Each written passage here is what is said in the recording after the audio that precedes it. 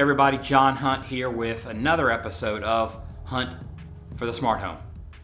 Today we're going to talk about wireless networks, why they're important, how they lay the foundation for any smart home technology that you're wanting to take advantage of, and just your day-to-day life to work better, right, for the things that you do on a regular basis. Our time together will be considered a win when you're able to basically configure an IP address, set up the DNS through the router, reserve a I'm just kidding. Nobody wants to know how to do all that kind of stuff, and that's crazy. I've gone into so many homes over the years when we do fix their wireless network, and there's 5 or 6 pieces of equipment they've bought over the years to fix the problem, and they finally give up. How today's going to be a win is if we get to the end of this and you don't end up becoming one of those people where you invest money unwisely in other solutions that never work for you, only to get to the point where you solve the problem long term. So saving you money is going to be what we consider a win today. So let's jump right into it. Let's talk about wireless network, but let's first talk about the difference between a wireless network and internet. A lot of people get those two things confused. The internet is the service that comes in from the street from your service provider that allows you to have access to the outside world. The wireless network is the equipment, the system inside the home that allows all the devices that need access to the internet to get access to the internet, a phone, a laptop, things like that. So internet is the hard line to the outside world. Wireless network is the equipment, the setup, the structure inside the home that allows all your devices to find the internet and have access to it. So let's talk about the two paths that you can take. One of them's going to be a DIY, and one's going to be the do it for me. I want a professional installed wireless network in my home. So let's real quick talk about the DIY. Whether it's from your service provider, Cox, ETEL, AT&T, doesn't really matter, or it's something that you've gone out and purchased yourself or someone's helped you with, a neighbor, a friend, a nephew. But again, it's a single piece of equipment. It's an all-in-one. The benefit there is it's going to be very cost effective. One piece of equipment, I've only got to find one place to locate it, plug it in, I'm kind of done, right? The downside is I'm asking that one piece of equipment that's got 4 to 5 different disciplines in it to do a lot. So let's relate it to someone maybe you work with. What if someone you work with was asked to do the role of 4 employees? They're not going to do a very good job at any of those 4 tasks, are they? They're going to try, but they just can't do the work of 4 people. So why would we ask an all-in-one piece of equipment to be our modem, our router, our network switch, and our access point to give us Wi-Fi throughout the home for all our devices?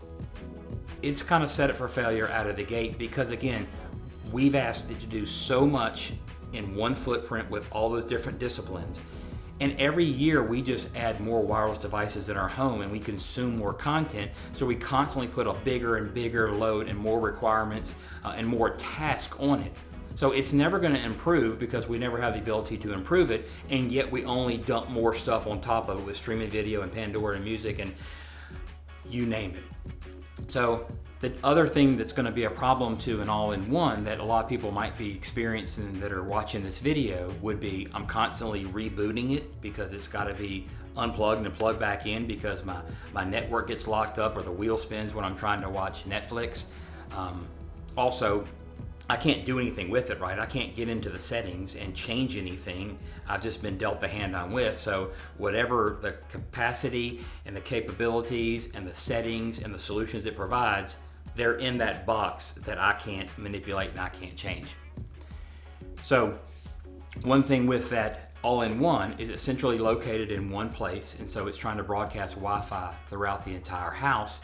And it has a hard time doing that with that one piece of equipment. Even in homes of 2,500 square feet, not to mention 5,000, 7,000 and larger, it's just unrealistic for that one piece of equipment to cover the entire footprint of the home and cover everything properly for just the wireless devices. Also would think of it of all the devices that are trying to talk to at one time. And let's relate it to, let's say you had 8 kids. Don't freak out, but let's say you had 8 kids and they're all asking you something at the same time. But they're all asking you something different. You might hear all their requests in general, but you really don't understand or you haven't been able to hear what they're saying specifically to you and what their specific needs are. So think of that all-in-one sitting in the office somewhere and you've got 7, 8, 10, 12 wireless devices around the house all asking it for permission to the internet at one time. It's going to struggle providing that ability for those devices connected to the internet, not to mention reach the entire house and give you coverage. Let's also talk about a thing that people typically do to expand the footprint of that wireless network as we talk about the DIY things they can do themselves. I'm going to go out and buy a wireless network extender, and I'm going to plug it in the room that I don't get coverage in, and expect it to give me more Wi-Fi, better Wi-Fi in that room. It very well might extend the footprint of the overall network, but whenever I plug that in, I diminish the signal that's coming from that original all-in-one to that wireless device. So although I may have solved the problem by extending my footprint, I reduce my overall strength of Wi-Fi that I'm broadcasting throughout that entire house, so that creates another challenge in its own.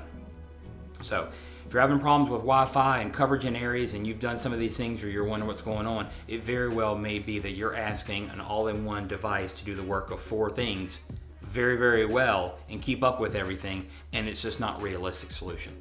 So let's talk about a standalone professional wireless network that's installed to solve all your problems. So let's go back to that all-in-one reference. Instead of having that all-in-one to do the work of 4 pieces of equipment, we're basically going to take that and just chop it up into pieces, and again ask each piece to do its specific task that it's designed to do so it can focus on it and do it well and do it efficiently. So when you get a wireless network, you have a separate modem where the internet comes in from the street, a network switch, which is your traffic cop, which we want to plug all our hardwired devices into it to get the load off the network, like a printer, like an Apple TV, like a Sonos streaming music player, things like that. We also have a wireless router that takes that internet from the street, puts it into a location, and then we hardwire in access points, extenders. Typically, let's say in a 4,000 square foot house, 2-story, we'll put 2 downstairs on both sides of the house and we'll put 1 upstairs. So now I've got an umbrella, a better coverage for my wireless network throughout the entire house. I've got multiple devices spread out throughout the entire home that can listen to that conversation we talked about earlier. The kids are upstairs with a laptop, streaming a video game, listening to music. They're connecting to the access point upstairs, and it's handling the request, to get to the outside world for internet access. And the 2 downstairs are looking for devices down there. So I've shared that burden of all-in-one, having to do all those things over multiple devices. Now those individual devices can do what they're asked to do very efficiently and very well. When it's a professionally installed managed network, I can also go in and change settings in each individual device to customize it for my particular setup in my home, whether it be the requirements of my devices, the footprint of my home, the makeup of the structure of my home.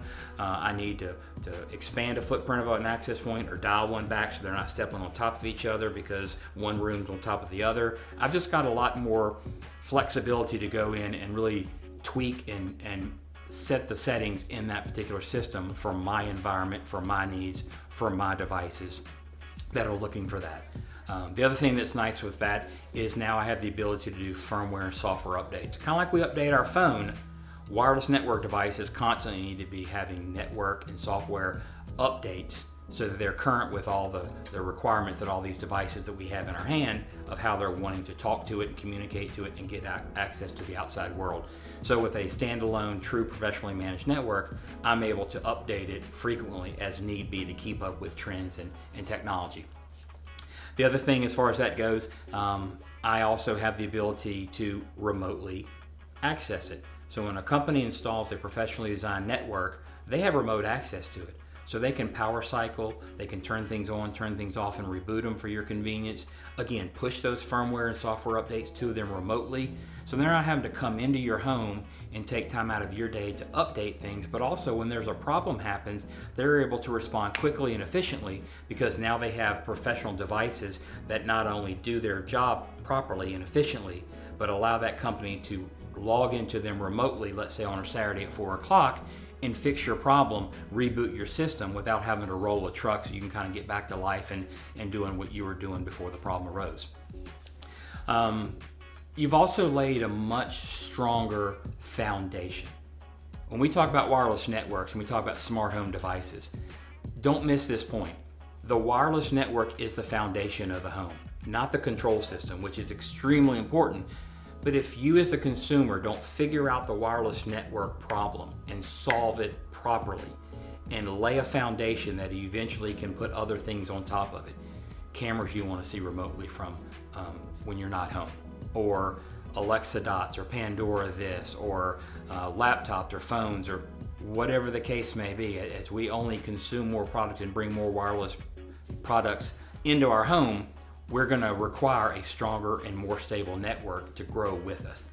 And again, if that problem and that foundation isn't laid properly, none of the other things that you place on top of that are going to be able to work as you're expecting, as you're wanting those things to do, as you paid for them to do, because they don't have a strong foundation to sit on.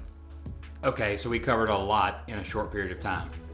Was today a win? Well, if you don't end up being that guy that has those 5 to 6 pieces of equipment shoved in that closet where you tried to fix one problem after another, you didn't waste that money, and you're able to find a permanent long-term solution, whether it's something you do yourself or have a professional come in and do it, then we've got a win. If you understand the basic foundation of what a wireless network does, its role, and the pieces that make it up, again, that's a win. So put any comments that you would like below. Ask me questions, reach out to me if there's anything on your mind or any questions you'd like to answer, or even like to have a private conversation with me. I'm here to help, and I'm available. Love for you to subscribe to the channel, like it, share it, and again, be well, be smart.